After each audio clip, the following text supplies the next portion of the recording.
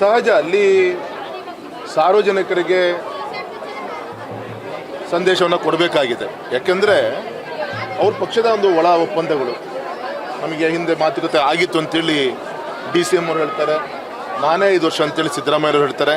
ಯಾರು ಎಷ್ಟೇ ವರ್ಷ ಇರಿ, ಆದರೆ ನಿಮ್ಮ ಈ ಚರ್ಚೆಯಲ್ಲಿ ಕಳೆದ 5-6 ತಿಂಗಳಿಂದ ನಮ್ಮ ರಾಜ್ಯದ ಅಭಿವೃದ್ಧಿ ವಿಚಾರಗಳ ಬಗ್ಗೆ ಚರ್ಚೆ ಆಗ್ತಾ ಇಲ್ಲ. ನಿಮ್ಮ ಕುರ್ಚಿಯ ಒಂದು ಇಟ್ಕೊಳ್ಳೋ ವಿಚಾರದಲ್ಲಿ ಹಗ್ಗ ಜಗ್ಗಾಟಗಳು ಎಳೆಮರೆ ಕಾಯಿ ರೀತಿಯಲ್ಲಿ ನಡೀತಾ ಇದೆ.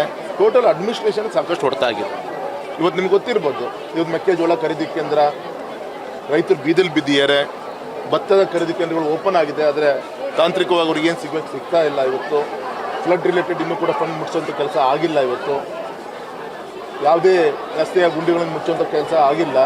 ಈ ರೀತಿ ಇವತ್ತು ಜನ ನಗ್ತಾ ಇದ್ದಾರೆ. ಹಾಗಾಗಿ ದಯಮಾಡಿ ನೀವೇನೇ ಮಾಡಿಕೊಳ್ಳ್ರಿ, ಅದು 4 ಗೋಡೆ ಮಧ್ಯೆ ಮಾಡಿಕೊಂಡು ಮುಂದಿದ್ದು ಅಡ್ಮಿನಿಸ್ಟ್ರೇಷನ್ಸ್ ಕಡೆಗೆ ಹೆಚ್ಚಿನ ಆದ್ಯತೆ ಕೊಡಬೇಕು ಅಂತ ನಾನು ವಿನಂತಿಯನ್ನು ಮಾಡ್ತೀನಿ.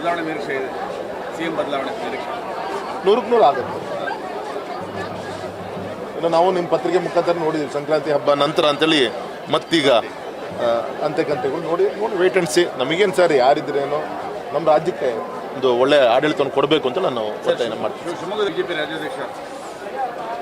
ಅದರಲ್ಲಿ ಏನು ಕನ್ಫ್ಯೂಷನ್ ಏನಿಲ್ಲ. ಅದು ಸುಮ್ಮನೆ ಒಂದು ಆಗ್ಲಿಲ್ಲಂತರೂ ಕೆಲವು ಜನ ಮಾತಾಡ್ತಿರೋದನ್ನ ಬಿಟ್ಟರೆ there is no any confusion. Vijendra ಅವರು ಅವರ ಪೂರ್ತಿ ಅವಧಿಯನ್ನು ಅವರು ಮುಂದುವರಿತಾರೆ. Thank you.